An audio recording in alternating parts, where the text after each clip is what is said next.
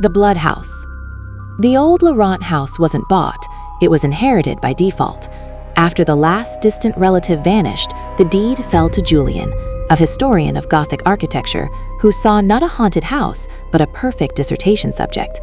He arrived with measuring tape and skepticism, determined to catalog its famed phantasms as structural settlement and its ethereal moans as wind through rotten casements. The ghosts were the first to introduce themselves.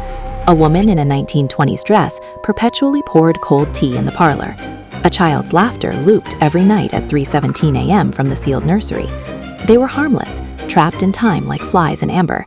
Julian noted them as atmospheric residual phenomena, their tragedy reduced to data points.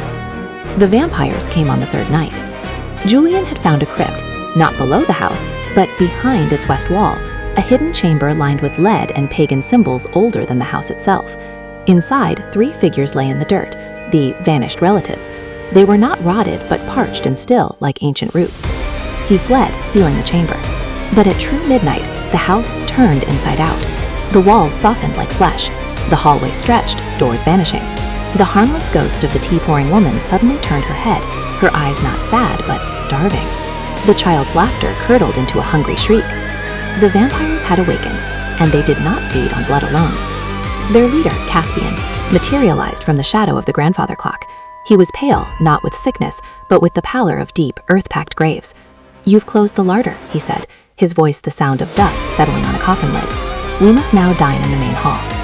Julian learned the terrible truth. Laurent House was not haunted. It was a farm. The ghosts were the crop. Sustained, traumatized souls, their emotional energy a vintage the vampires sipped for a century. The vampires were the farmers, dormant for decades at a time, letting the human sorrow mature. By discovering and sealing the crypt, Julian had not imprisoned them, he had forced them to feed fresh. The vampires' power was the house itself. They warped its geometry, making floors slope like a funhouse into pits, where the ghosts now waited, no longer passive but ravenous and weaponized. The tea-pouring woman's liquid became acid. The laughing child's spectral hands could freeze the blood in Julian's veins. His historical tools were useless. His measuring tape stretched to infinity. His floor plans redrew themselves. His skepticism shattered against the palpable hate in the air. His only hope was a ledger he found in the library, the custodian's log.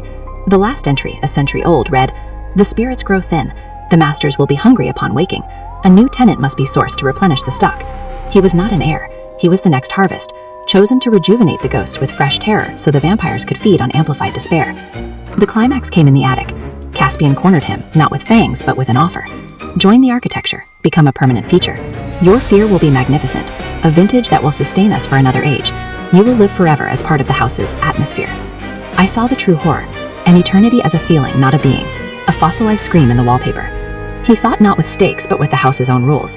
Using the ledger's clues, he performed the rending, a ritual that used silver drawn from old photograph frames and his own blood to sever the symbiosis. He didn't destroy the ghosts or the vampires. He turned the house's power against itself, breaking the circuit that bound them. The house screamed. A psychic shockwave shattered every window outward. The ghosts, suddenly released from their loops, flashed with the full memory of their deaths and faded, finally free. The vampires, cut off from their sustenance, crumbled into mounds of grave earth and old bone. At dawn, Julian stumbled from a house that was now just a house, empty, silent, and structurally unsound. But in his pocket, the cold silver frame he'd used in the ritual remained. And sometimes, in its reflective surface, he doesn't see his own face. He sees the faint, hungry outline of a window where no window exists, and feels the deep gravitational pull of a foundation that remembers the taste of a soul. He knows now that some houses are not places, they are organisms, and organisms, when starved, have a way of growing new mouths. Moral: some histories are not meant to be studied, but survived. The most terrifying prisons are not those that hold the body, but those that addict their captors to the suffering within, creating a system that perpetuates itself forever. To break the cycle, you must be willing to destroy the very structure you sought to understand.